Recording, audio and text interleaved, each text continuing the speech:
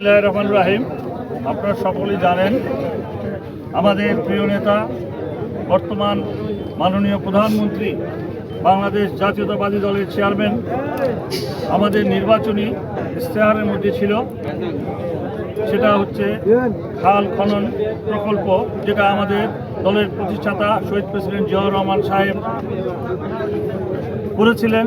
সেটারই অংশ হিসাবে আমরা গত 16ই মার্চ কাহারোলে আমাদের মাননীয় প্রধানমন্ত্রী খাল কাটার উদ্বোধন করেছেন সারা বাংলাদেশে।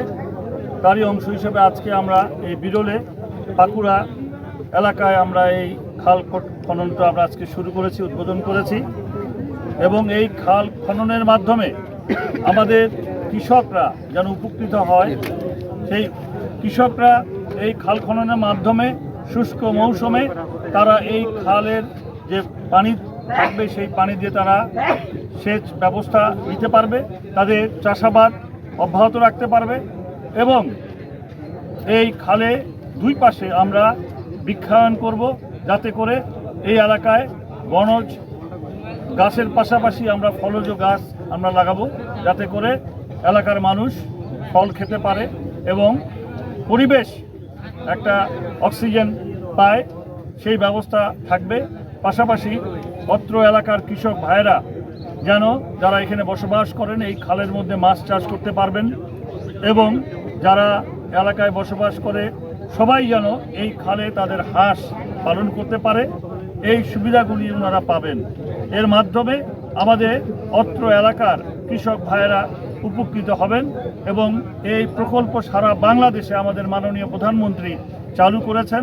এবং এর মাধ্যমে আমাদের যে খাদ্যে মানুষ কৃষকরা যেন ভালোভাবে উৎপাদনে যারা যেন কাজ করতে পারে, এই খাল খননের মাধ্যমে সেটা আমরা করতে চাই।